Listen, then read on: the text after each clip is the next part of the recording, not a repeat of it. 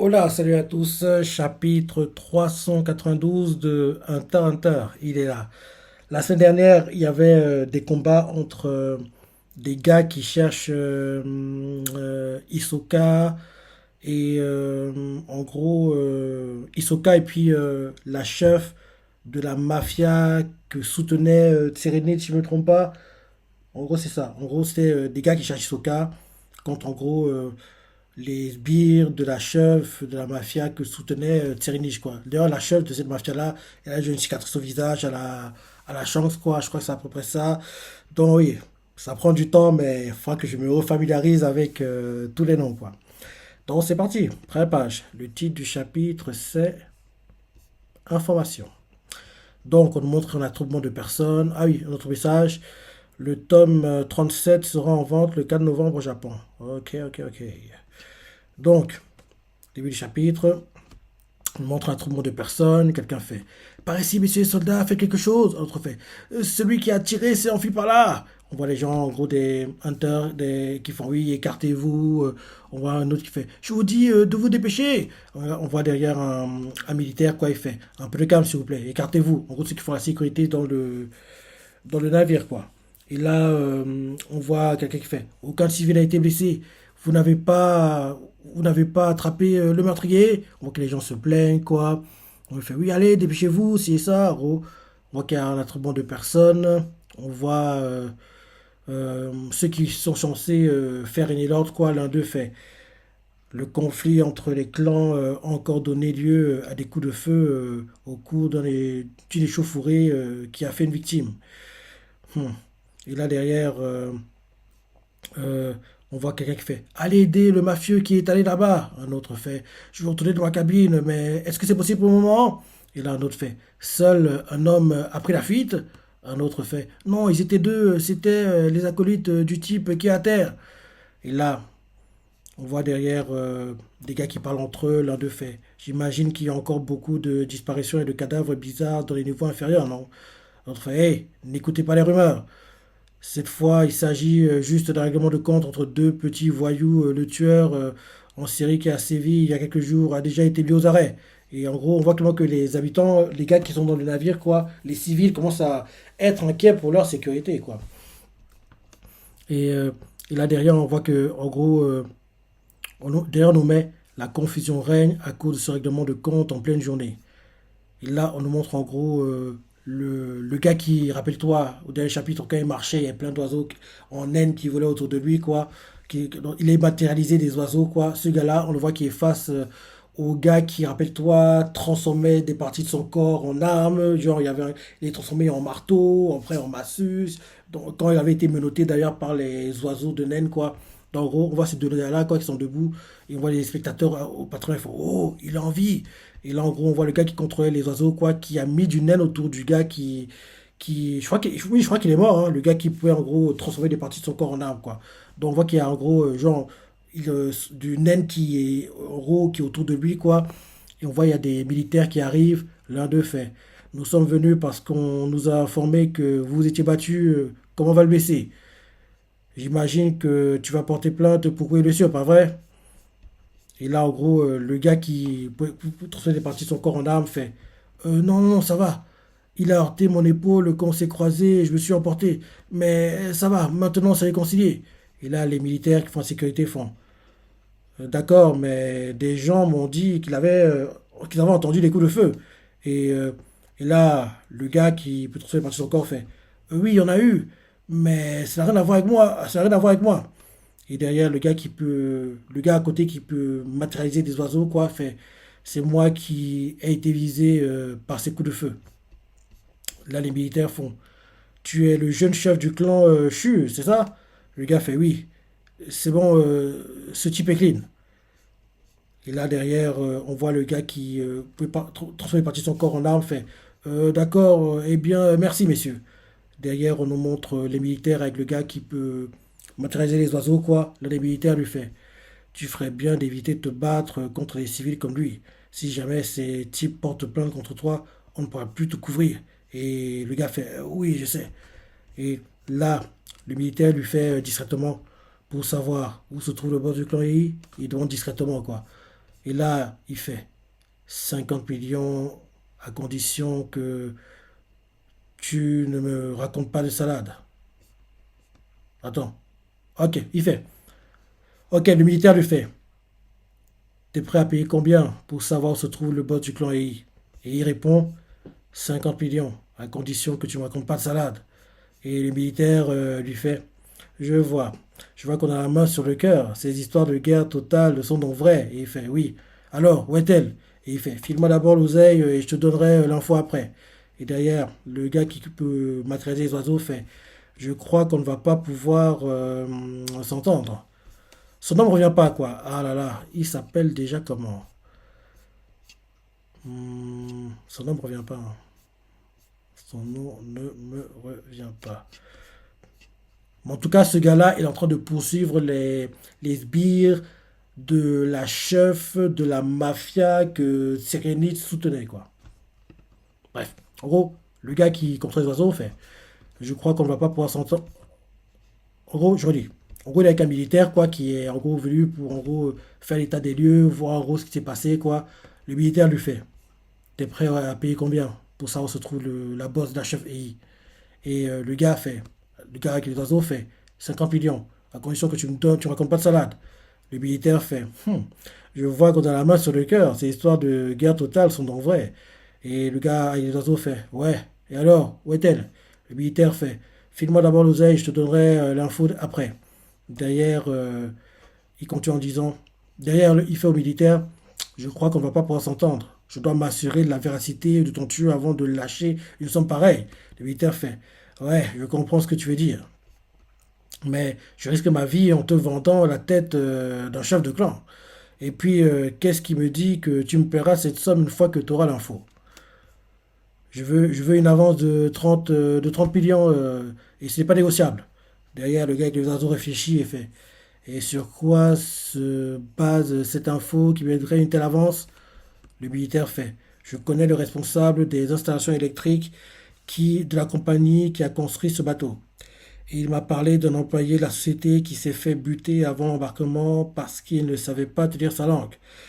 J'ai alors essayé de dire un nom pour savoir qui avait flingué le pauvre type et il m'a répondu que je ferais mieux de me taire en tirant une drôle de tronche. En fait, cet employé racontait qu'il y avait des câbles électriques alimentant une pièce qui n'apparaît pas sur le plan du bateau. J'imagine qu'il n'y a pas ce genre de salle secrète dans le QG de ton clan.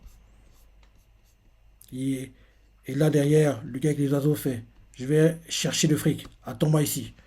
Et, euh, et en revanche, je veux que ce soit toi qui me conduise jusqu'à sa planque. Et le militaire fait ça marche, je t'emmènerai devant cette pièce. On le voit qu'il est en train de. Et quand il part, quoi, le militaire lui fait très bien. En gros, quand en gros, le gars il est dans part, quoi, le militaire il rassure les civils, quoi, il fait très bien tout le monde, l'incident est réglé, vous pouvez passer. Pour l'instant, nous allons rester ici pour assurer la sécurité. Vous pouvez donc circuler en toute quiétude.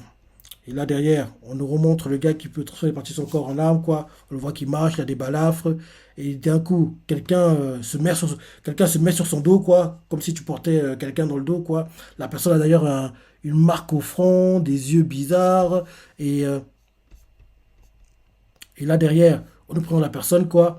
Et on nous met Ao Missia, décédé. Cet ancien membre du clan Chu a activé son haine post-mortem. Ouais, je me disais bien. Je me disais bien. Parce que justement, le gars qui peut transformer partie de son corps en arme, quoi, il est mort. Donc, en gros, on comprend en fait que quand il parlait un peu plus tôt, là, quand il disait oui, il s'est rien passé, disait ça, en gros, en fait, c'était pas lui qui parlait. C'était en gros Aomicia, quoi. En gros, c'était un gars qui contrôle son corps mort, quoi. En gros, parce que moi justement, qu'il y a genre l'aura de naine autour, quoi. Et là, maintenant, on nous montre qu'en fait, il y a quelqu'un dans le dos de la personne qui pouvait transformer les parties de son corps en arme, quoi. Donc, on nous met Aomicia, décédé. Cet ancien membre du clan Chu a activé son haine post-mortem. Et en gros, là, il contrôle le corps du gars qui s'est battu un peu plus tôt contre celui qui contrôlait les oiseaux, quoi. Derrière, on nous explique Zombie Girl. Cette capacité s'est déclenchée au moment de la mort de Missia, un ancien membre du CHU, qui était chargé de faire disparaître les cadavres. Elle prend effet lorsqu'un membre du clan Shu tue quelqu'un. Hmm.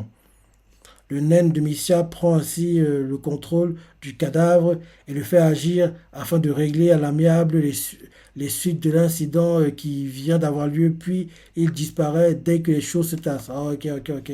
Donc on comprend en fait que là, le contrôle du corps, c'est temporaire, quoi. En gros, dès que, en gros, il sera déplacé dans un endroit discret où il n'y aura pas trop de monde, quoi. Le corps va retomber et il va mourir à nouveau, quoi. Entre guillemets, il sera à nouveau inanimé, quoi. En gros, là, il est animé parce que, comme il y a beaucoup de monde autour, quoi, il veut pas trop attirer l'attention sur eux, quoi. Le gars du clan Chu veut pas trop attirer l'attention sur lui, quoi. Donc, en gros, le corps est contrôlé par le naine de Aomissia, quoi. Et derrière, en gros, quand il n'y aura plus de personnes autour, quoi, le corps va retomber inanimé et il sera à nouveau mort, entre guillemets. Parce que, en gros, il est mort, quoi. Mais c'est juste que là, actuellement, ce corps est contrôlé par une autre personne pour ne pas trop attirer l'attention autour, quoi. Parce que oui, je me disais bien, on a Chabi, il a été tué, le type. Donc, c'était très bizarre de le voir debout comme ça, quoi. Ok, donc je relis. En gros, on voit genre le corps du gars qui était censé être mort, qui est en train de se déplacer, quoi, et on voit en fait qu'il y a quelqu'un dans son dos qui est en train de porter, quoi. Et derrière, on nous met Aomissia pour nous expliquer que la personne qui est dans le dos, quoi, c'est Aomissia qui est déjà mort, mais en gros qui a un aile qui se déclenche dès qu'un membre de son clan tue quelqu'un, quoi. Donc on nous met Aomissia, décédé. Cet ancien membre du clan Shu a activé son haine post-mortem. Zombie Girl. Cette capacité s'est déclenchée au moment de la mort de Missia, un ancien membre du clan Shu qui était chargé de faire disparaître les cadavres, qui était chargé de faire disparaître les cadavres. Elle prend effet lorsqu'un membre du clan Shu tue quelqu'un, donc en gros le gars avec les oiseaux, quoi. Le naine de Missia prend ainsi le contrôle du cadavre et le fait agir afin de régler à l'amiable les suites de l'incident qui vient d'avoir lieu. Puis il disparaît dès que les choses se tassent. Là, en gros, on montre le temps qui s'écoule. Oui, on nous montre le Moby Dick, quoi, je crois qu'il s'appelle le bateau. On voit le bateau qui continue à se déplacer. Et là, on nous montre genre où il y a le centre commercial. On voit qu'il y a on voit qu'il y a en gros des taches de sang qui se déplacent sur les murs. C'est ça qui observe en gros les gens, quoi. Rappelle-toi, quelqu'un qui peut en gros répandre son sang et faire qu'il se déplace, quoi. Le sang observer les gens, c'est ça. Et là, on nous montre la personne qui utilise son sang, quoi, qui fait ah, j'ai encore trouvé quelqu'un de type là-bas. Et c'est là qu'elle fait. C'est qui? Et là, derrière, on montre un gars qui est en train de marcher. Il fait. Et là, derrière, le gars fait ouais. Et ils font. C'est toi, Isoka? Le gars s'avance vers les deux filles, quoi. C'est qui peut contrôler son sang, quoi. Et le gars fait. Hein? Et la fille fait. Je me demande si tu t'appelles Isoka. Et le gars fait. Iso quoi? Non, ce n'est pas. Et là, d'un coup, la fille lui donne un coup de poing au ventre. Parce que oui. euh, le gars fait. Non, ce n'est pas moi. Et on voit le gars qui se tient le ventre parce qu'il a balle, quoi.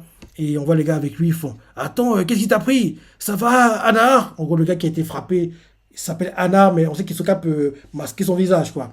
Donc, en gros, l'un des potes du gars qui a été frappé fait oui, je vais appeler les gardes. Et celle qui a frappé, le gars qu'elle pensait être Isoka fait ce n'est pas lui, continuons nos recherches. Et, derrière, elle fait l'autre qui peut contrôler le sang, quoi, fait en effet, ce n'est pas lui. On fait partie du clan Chu et on mène une enquête très sérieuse. Alors on n'hésitera pas à buter tous ceux qui se mettront en travers de notre route. Si vous voulez vous plaindre, rendez-vous visite à notre QG au niveau 4. On vous filera un peu d'argent en guise de dédommagement. Et quand tu leur patrouilles, quoi, et c'est avec le sang, fait ah, j'ai trouvé quelqu'un d'autre. C'est avec elle, fait au fait, une idée en passant. Est-ce qu'on pourrait faire l'impasse sur tous les types taillés comme des arbalètes qui ne correspondent pas à la description qu'on a d'Isoka? Et elle fait non, c'est avec le sang fait non, c'est impossible. On ne sait pas quelle capacité possède notre cible. Et sa pote lui fait ah, mais en disant ça, tu viens de me faire penser que s'il détient une capacité qui lui permet de réduire la taille de son corps, la stratégie qu'on a mise en place pour le rechercher ne rimera plus à rien, non?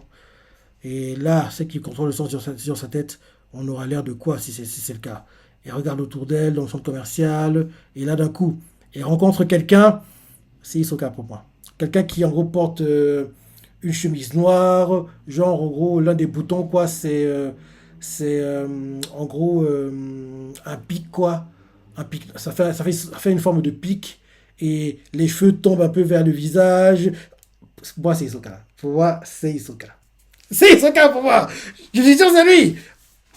On n'a pas encore la réponse, mais je pense que c'est lui. Parce qu'en gros, en plus, genre en fait, c'est une sorte de fermeture éclair, quoi. La fermeture éclair, quoi. Le bout, ça fait une sorte de pic, quoi. En plus, les cheveux, quoi. Hisoka, les cheveux tombés, c'est la tête qu'il a en général, quoi. Les cheveux comme ça. En gros, quand les cheveux tombent vers le visage, quoi.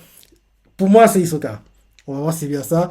On montre quelqu'un qui marche en gros dans le centre commercial, quoi. Il essaie de marcher incognito, quoi. Et là, derrière, il marche, il passe devant les deux filles, quoi. Il est habillé tout en noir. Et là, l'une des filles fait: Excusez-moi, c'est toi, Hisoka? Et le gars fait: Qui es-tu? Et la fille fait: Rinchi. Et toi? Et là, d'un coup, la fille le punch. Et il fait: Hein? Et là, par contre, quand elle le punch, quoi, il ne bouge pas. Il ne ressent rien, quoi. Donc, on comprend que il s'est protégé, quoi. Donc, c'est Hisoka, quoi. Elle a frappé, quoi. C'est pas comme le gars, mais plutôt qui se tortillait de douleur. Lui, par contre, quand elle a frappé, quoi, il n'a pas bougé parce qu'il s'est protégé, quoi. Et là, derrière, Hisoka, je pense, il fait: Oh, désolé, j'ai contré son coup sans réfléchir. Et là, on voit en gros que, comme il a contré le coup de la fille, quoi, en gros, c'est la fille qui se fait mal à la place. Parce que quand il a voulu le frapper, quoi, il s'est protégé. En se protégeant, quoi, le coup que la fille lui a envoyé, quoi, est retourné contre elle, quoi. Donc, en gros, la protection d'Hisoka était plus élevée que. Enfin, on ne sait pas si Hisoka, mais je pense que c'est lui. La protection d'Hisoka était plus élevée que celui de la fille. Quand on la voit qui est par terre, qui se tord de douleur, celle qui, en gros, a les pochettes de sang, quoi, elle assiste à ça. Et le gars qui, à mon avis, Hisoka fait: Et donc, quel est votre but? Et celle qui a les pochettes de sang fait: Et c'est sur sa tête, sa puissance est bien plus grande que celle de Rinchi. Et puis, il a l'air bizarre. Enfin, il dégage une aura surpressante. C'est lui. Et là, derrière, c'est qu'elle prend fait: C'est bien toi, Isuka, pas vrai? Et le gars fait: Hein? Tu n'as peut-être pas entendu ce que je t'ai demandé. C'est moi qui ai posé une question en premier. Oui, l'air hautain comme ça, méprisant, c'est Hisoka. C'est Hisoka pour moi. C'est Hisoka. En fait, on ne sait pas si c'est lui, mais vu comment la personne se comporte et parle, en plus de design, quoi, en plus la tenue qu'elle a, pour moi, c'est Hisoka. Je le reconnaîtrai tout le temps. C'est Hisoka, c'est mon gars. Donc je relis, hein. En gros, on voit quelqu'un qui se balade dans le centre commercial comme les autres, quoi. Et là, en gros, il passe devant les deux filles, quoi. Il porte en gros. C'est un survêt en fait. Un survêt noir, quoi. Et au dos du survêt, il y a en fait un pic. Et en gros, le bout de la fermeture éclair, quoi. Ça fait aussi une forme de pic, quoi. Les cheveux qui tombent vers les yeux, quoi. Et en fait, le design, en gros, les cheveux qui tombent devant le visage comme ça fait penser à Hisoka quand il met pas ses cheveux en arrière, quoi. Donc, le gars marche, quoi. En plus, tu vois qu'il y a une aura oppressante sur lui, quoi. Tu sens que, oui, c'est quelqu'un qui semble maléfique, quoi, entre guillemets. Donc, en gros, il marche comme tous les civils, quoi, dans le centre commercial. Il passe devant les deux filles. Rinji, quoi, l'une des filles, fait: Excusez-moi, c'est toi, Hisoka? Et Hisoka, parce que je pense que c'est lui, fait: Qui tu es? Et Rinji fait: Rinji, et toi? Et là, derrière, avant que Hisoka fait: Hein? Et là, Rinji essaie de puncher Hisoka. Hisoka se protège, quoi. Et en gros, on voit clairement que le coup qu'elle envoie, quoi, Hisoka, après ça, Hisoka est plus élevé que son coup, donc c'est elle qui a mal au bras après, quoi. On voit qu'il se tord de douleur par terre. Elle se tord de douleur par terre, quoi. Et là, derrière, sa pote avec des pochettes de sang, quoi, elle est choquée. Et Hisoka fait: Oh, désolé, j'ai contré son coup sans réfléchir. Et là, celle qui a les pochettes de sang, Hisoka fait derrière: Et donc, quel est votre but?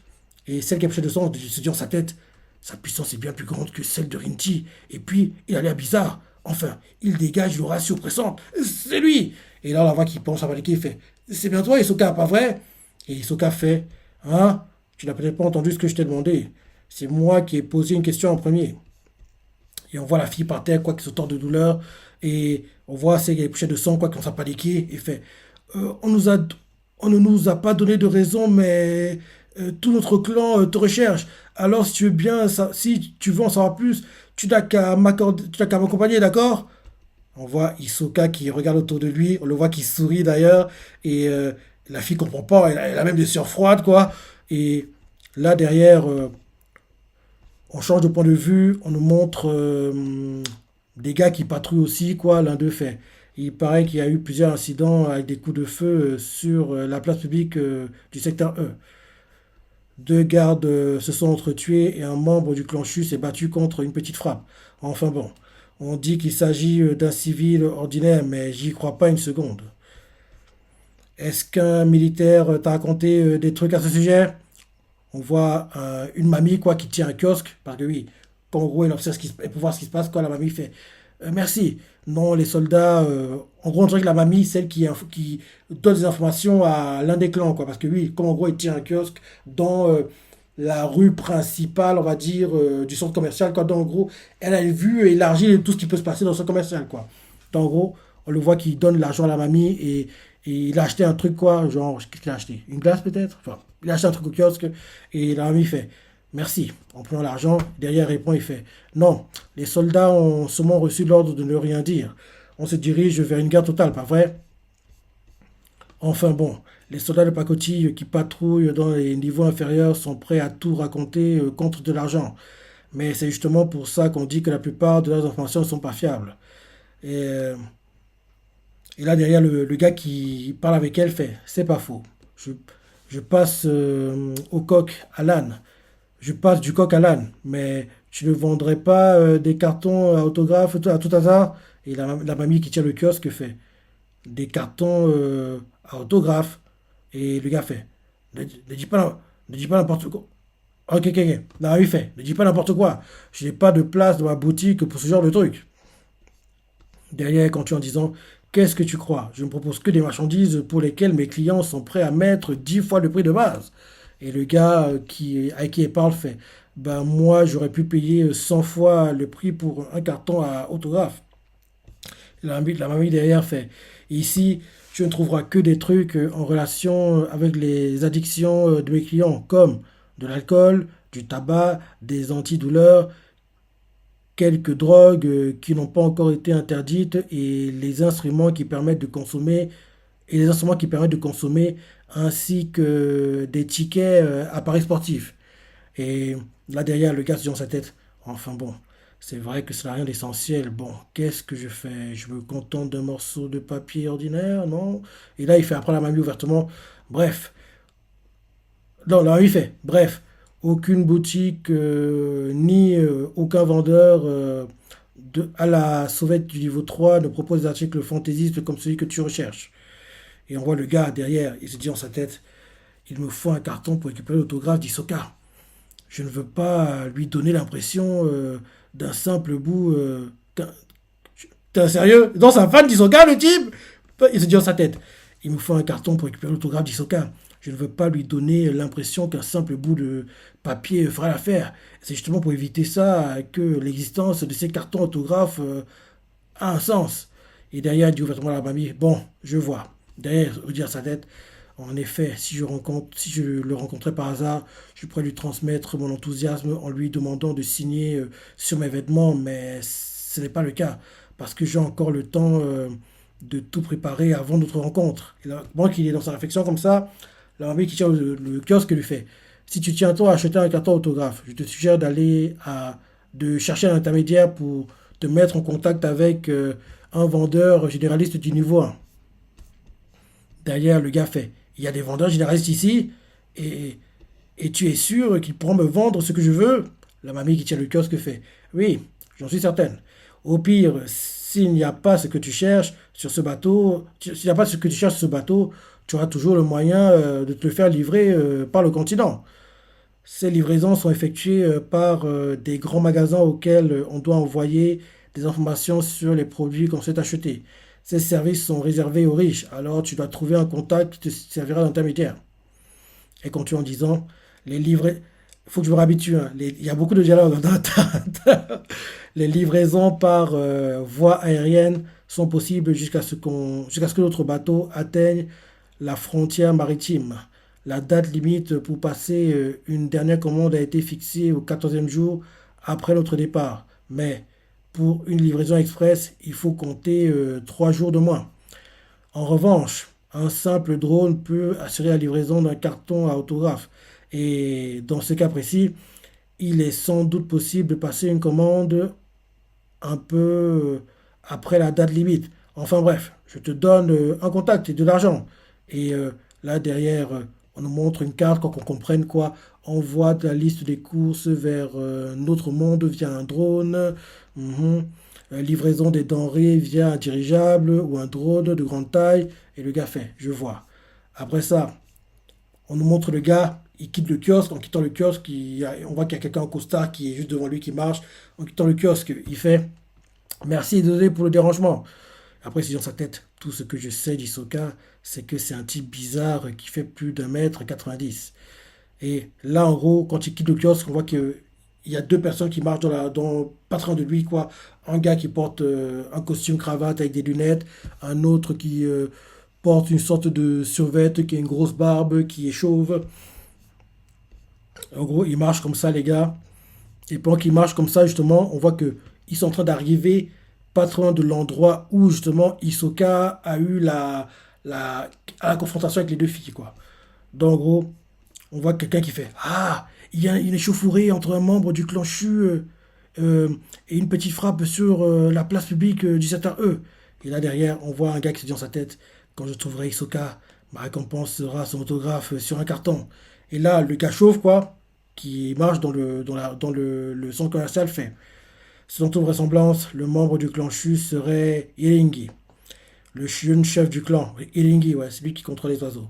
Le gars en costard noir avec les lunettes fait bien, allons au secteur E. Derrière, le gars qui, en gros, veut l'autographe d'Hisoka, se dit dans sa tête encore 4 jours avant la date limite. Et là, le gars en costard noir, en marchant dans le centre commercial, fait continuez de vous balader dans le coin pour glaner des informations. Vous pouvez aller jusqu'au secteur C.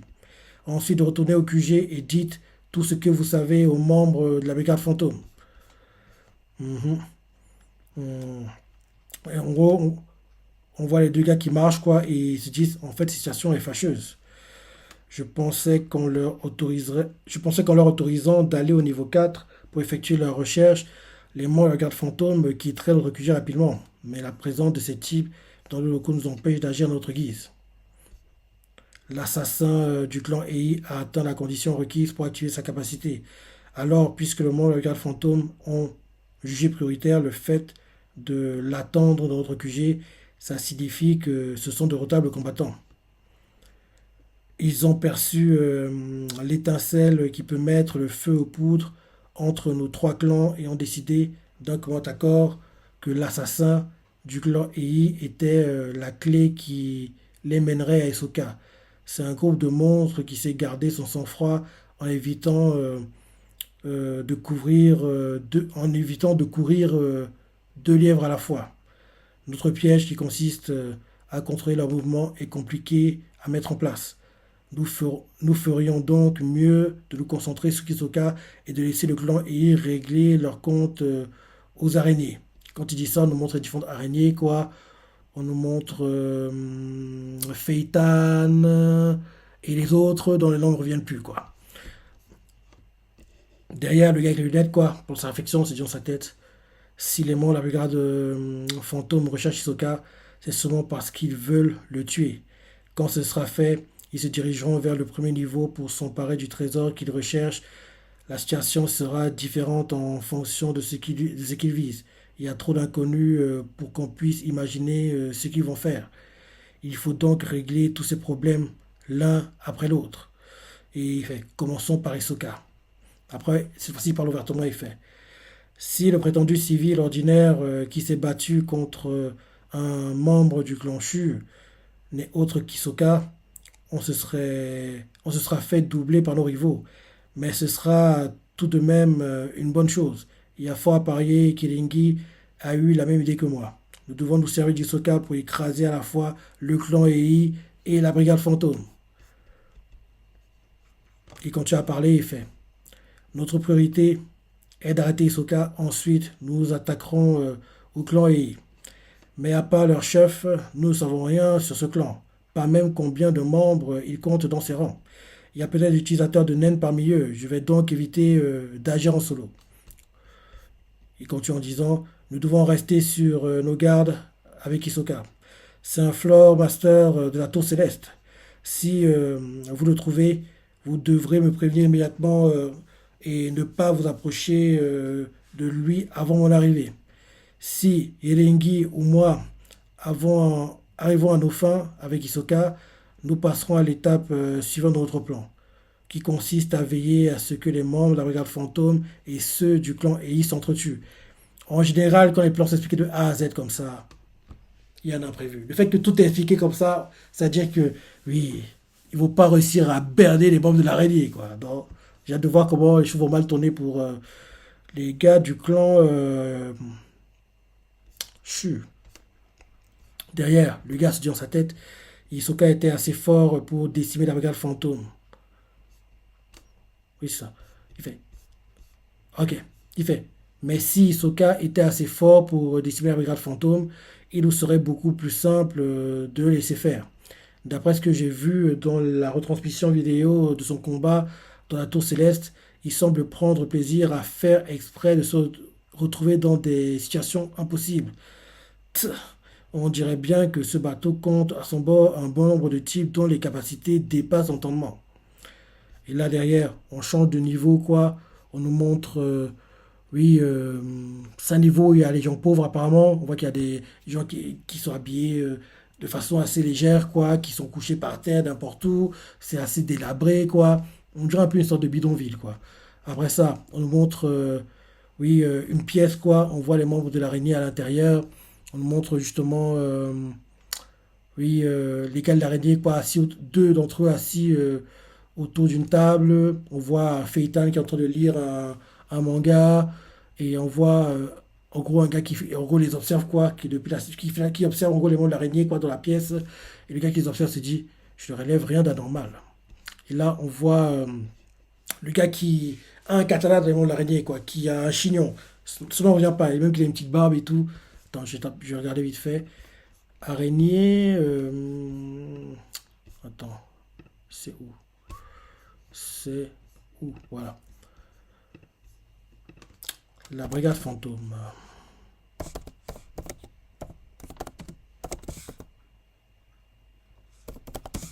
Hunter, Hunter.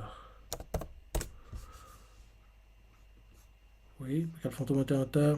Ok. Donc, les deux gars qui sont en gros. Oui, les deux gars qui sont assis autour de la table sont Nobunaga et Sphinx Macave. Ouais, c'est eux. Donc, en gros, Nobunaga et Sphinx Macave, quoi, ils sont assis autour d'une table en train de parler. On nous montre à côté d'eux, il y a en fait Feitan qui est en train de lire une BD. Pendant ce temps-là, il y a quelqu'un qui. En gros, l'un des sbires du gars qui parle un peu plus tôt, quoi, avec les lunettes, quoi, qui en gros a mis une caméra dans la pièce, quoi, et les observe, quoi. Il les observe et fait je relève aucun d'anormal, quoi. Derrière, Nobunaga fait hey, on devrait faire venir Franklin pour former deux groupes de deux. Comme ça, un groupe pourra mener des recherches à l'extérieur pendant que l'autre continuera à monter la garde ici. Sphinx fait je ne crois pas qu'il acceptera de venir ici. Il ne supporte pas les petites pièces.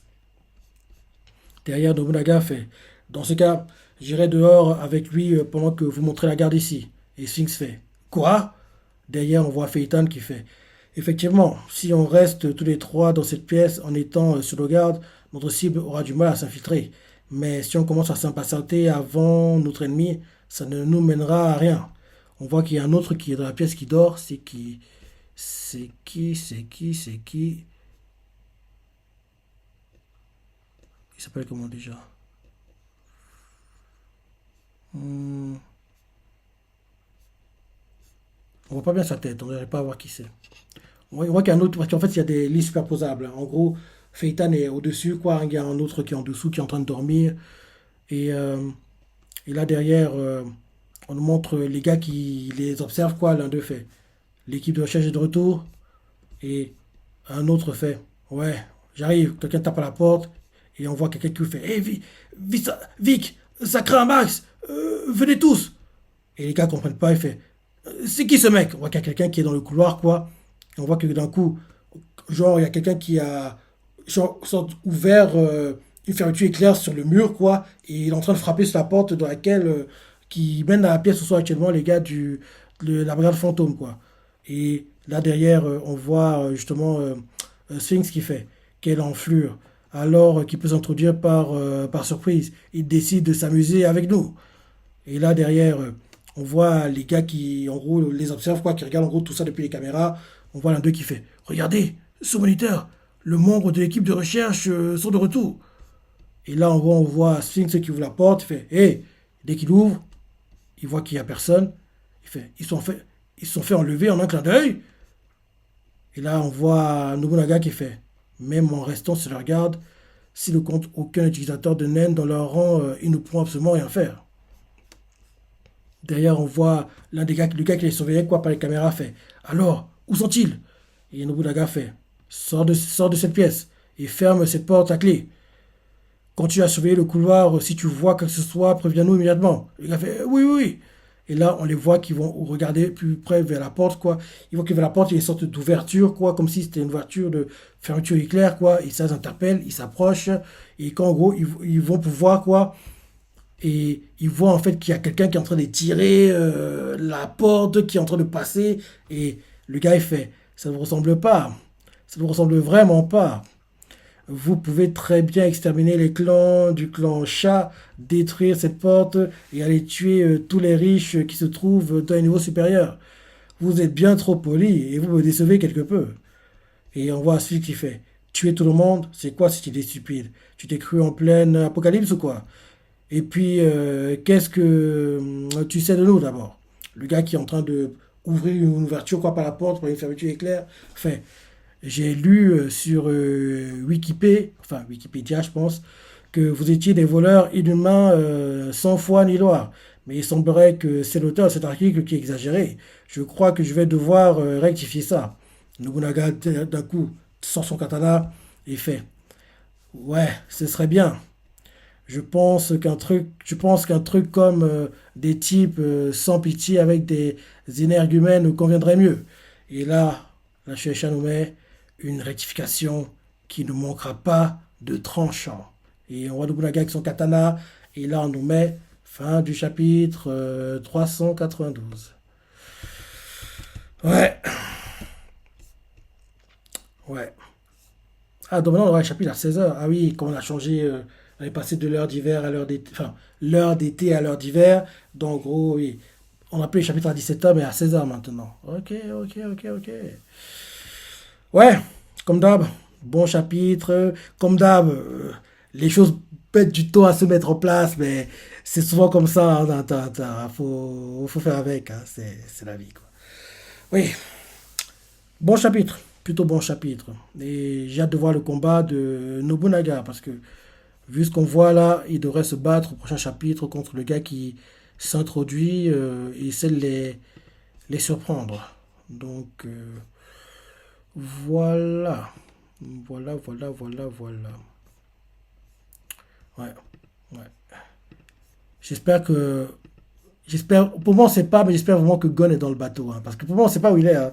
J'aimerais pas que on le voit plus jusqu'à je ne sais quand, quoi. Parce que pour moi, on sait pas où est Gon. Hein. Ça fait depuis tellement longtemps qu'on l'a pas vu, quoi. On a vu les Oreos, les Oreos est dans le bateau, Kurapika est dans le bateau, mais par contre, Gon et puis Killua, on sait pas où ils sont, quoi. On sait pas où ils sont. Bref. Bon chapitre. Bon chapitre, Just en a pensé, les parties que t'as préférées, laissez commentaires, like et... Allez, salut